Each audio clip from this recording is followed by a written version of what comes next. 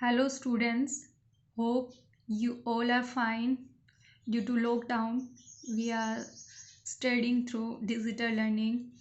In last video, we discussed about the motion. In that video, we discussed about the distance and displacement also. And there is a numerical which is based on distance and displacement.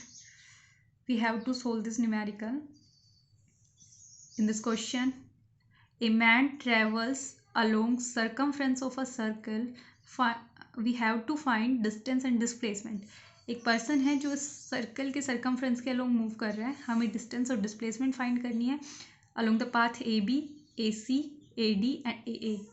Firstly हम A B path के along distance and displacement find out कर रहे हैं. तो what will be the distance? We know that distance is the actual path covered by the object. जो actually उसने cover किया है वो होती है डिस्टेंस. तो यहाँ पे पर्सन सर्कमफ्रेंस के अलोंग जा रहे हैं, तो this arc is the actual path. This arc A B is the actual path. We know that the total circumference of the circle is circumference of circle क्या होती है? 2πr. और इस पूरी सर्कमफ्रेंस का हमने 4 इक्वल पार्ट्स किए हुए हैं. ये 1/4 पार्ट है. ए बी जो है वो 1/4 पार्ट है इस पूरी सर्कमफ्रेंस का. तो distance will be equal to 1/4 part of 2πr. और यहाँ से हमारे पास क्या आया? πr/2. This is our distance in this case. What will be the displacement? We know that displacement is the shortest path between initial and final point. For path AB, A to B, A is the initial point, B is the final point, and the shortest path is the straight line between 2 points. जो shortest path होगा वो क्या होगी? एक straight line होगी. तो यहाँ से ये इस सर्कल की रेडियस है R. This will be R. We can find this from triangle OAB. In triangle OAB, Pythagoras theorem use करके हम AB फाइंड कर सकते हैं. तो AB square is equals to OB square plus OA square. This will be R square plus R square. AB will be AB square क्या हो जाएगा? R square plus R square. ये ए बी हो जाएगा √2r². इसको हम लिख सकते हैं √2r. This is our displacement for A B. ये हमारी डिस्प्लेसमेंट होगी ए बी के लिए. अब हमें पाथ लेना है सेकेंड अलोंग ए सी. ए से जब हम सी तक जा रहे हैं, ए से सी तक, ठीक है. अब ए से जब सी तक हम गए तो डिस्टेंस क्या होगी? हमने 4 इक्वल पार्ट्स किए हुए हैं पूरी सर्कमफ्रेंस के. ए से सी तक हमारे 2 इक्वल पार्ट्स आ रहे हैं. मतलब इस सर्कमफ्रेंस का हाफ हमारे पास आ गया है, हाफ बच गया है. तो डिस्टेंस क्या होगी? Half of 2πr. और this will B πr. Okay. Displacement क्या होगी?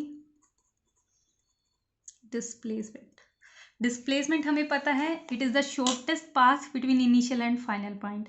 तो इनिशियल पॉइंट ए सी के लिए क्या है? ए. और फाइनल पॉइंट क्या है? सी. ए सी का शॉर्टेस्ट पाथ क्या होगा? ए से सी तक की स्ट्रेट लाइन. तो ये स्ट्रेट लाइन है. यहाँ पे ये रेडियस आर है और ये रेडियस आर है. तो टोटल ए सी कितनी हुई? R plus R, 2r. समझ में आ गया सभी को? R plus R, 2r. Third case along A D.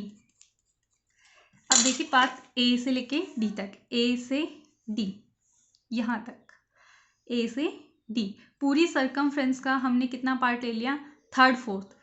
4 में से 3 पार्ट हमने ले लिए हैं, तो 3/4 हो गया. तो डिस्टेंस क्या होगी? 3/4 ऑफ 2πr. यहाँ से हम कैंसिल करें तो 3/2πr. ओके. और डिस्प्लेसमेंट क्या हो जाएगी? डिस्प्लेसमेंट होगी। अब देखो यहाँ पे ए से डी हमें जानना है, हमें ए से डी का शॉर्टेस्ट पाथ देखना है। शॉर्टेस्ट देखो, अगर हम यहाँ से ए से डी को शॉर्टेस्ट स्ट्रेट लाइन खींच सकते हैं। ए से डी, ये इनिशियल पॉइंट है, ये फाइनल पॉइंट है, इन दोनों के बीच में स्ट्रेट लाइन खींच दो। तो ए से डी अगर हम स्ट्रेट लाइन खींचते हैं, this will be the straight line. Okay, this is a straight line. तो ये हम क्या से फाइंड कर सकते हैं? ए डी, ये हमारा आ रहा है, ये हमारा आ रहा है, ट्राइंगल हमें लेना है। In triangle O A D, in triangle O A D हमें फाइंड करना है ए डी। ए डी जो होगा under root of O D square plus O A square, और उसी तरीके से under root of r square plus r square under root of 2r square, और this will be under root 2r। Displacement कितनी आ गई? Under root of 2r। अब हमारा लास्ट केस बचा है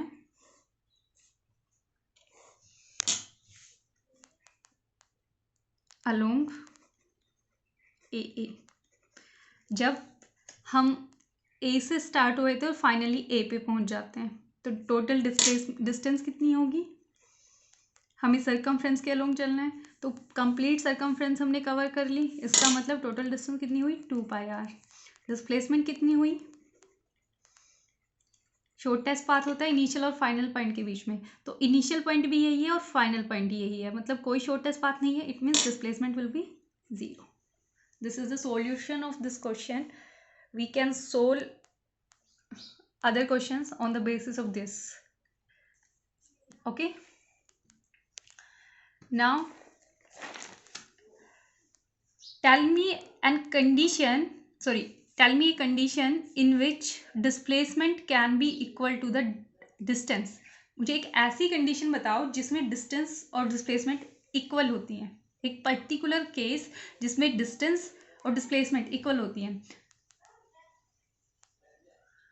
yes, okay, I tell you.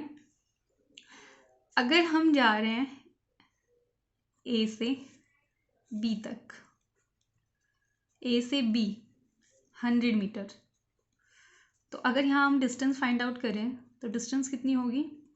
100 metre. इस case में अगर हम डिस्प्लेसमेंट फाइंड आउट करें तो इनिशियल पॉइंट क्या है? ए, फाइनल पॉइंट बी, तो शॉर्टेस्ट डिस्टेंस भी स्ट्रेट लाइन ही होगी, और ये भी क्या होगी हमारी? 100 मीटर। मतलब ये केस ऐसा है जिसमें आपके जो डिस्टेंस और डिस्प्लेसमेंट इक्वल है। अगर ये केस कुछ इस तरीके से होता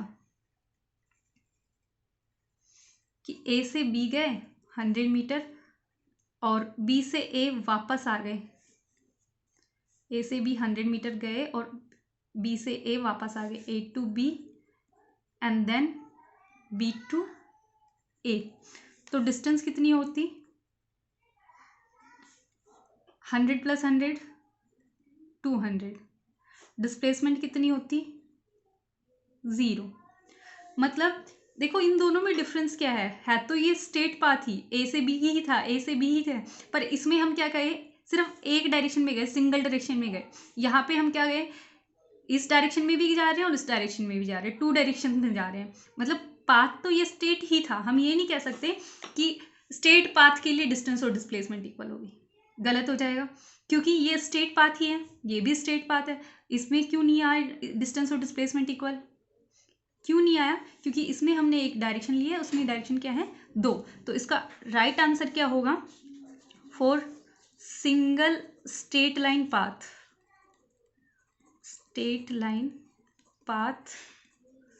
distance and displacement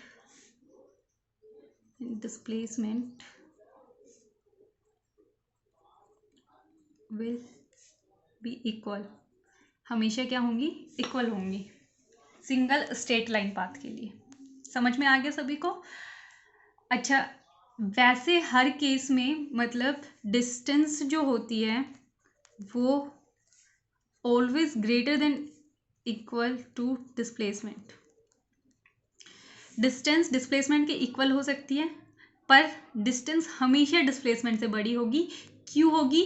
क्योंकि डिस्प्लेसमेंट तो क्या होता है, शॉर्टेस्ट पाथ होता है दो पॉइंट्स के बीच का, और डिस्टेंस क्या होती है, एक्चुअल पाथ। ये पॉइंट भी आपको ध्यान रखना है कि distance is always greater than equal to displacement. Okay students, अब आपका नेक्स्ट टॉपिक आता है स्पीड। स्पीड क्या होती है? It is defined as the distance travelled by object per unit time. Distance को अगर हम टाइम से डिवाइड करते हैं तो आपके पास क्या क्वांटिटी आती है, स्पीड। तो distance travelled by object per unit time is speed. Unit क्या होती है स्पीड की, मीटर पर सेकेंड। स्पीड जो है वो एक स्केलर क्वांटिटी है जिसमें सिर्फ मैग्नीट्यूड पता होगा, हमें डायरेक्शन नहीं पता होगी। ठीक है, अब इस पे बेस्ड एक क्वेश्चन है, if a person run 100 metre in 10 second what is the speed. तो आपको इसको सॉल्यूशन फाइंड करना है। स्पीड क्या होगी, स्पीड होती है हमारी डिस्टेंस अपॉन टाइम। हमें इस क्वेश्चन में क्या क्या गिवन है, डिस्टेंस गिवन है 100 मीटर, टाइम गिवन है 10 सेकेंड, और we have to find speed. कर देंगे, पुट करेंगे वैल्यूज़, तो स्पीड क्या आ जाएगी 100/10 that is 10 metre per second. Okay students, अब देखिए नेक्स्ट क्वेश्चन। देखिए आपको क्वेश्चन दिया है, if a car travels 18,000 metres in 30 minutes find the speed of car. तो इस क्वेश्चन में सबसे पहले आपको जो गिवन है वो राइट डाउन करें। डिस्टेंस हमें गिवन है 18,000 मीटर, टाइम हमें गिवन है 30 minutes, and we have to find speed. तो स्पीड का फॉर्मूला होता है डिस्टेंस अपॉन टाइम।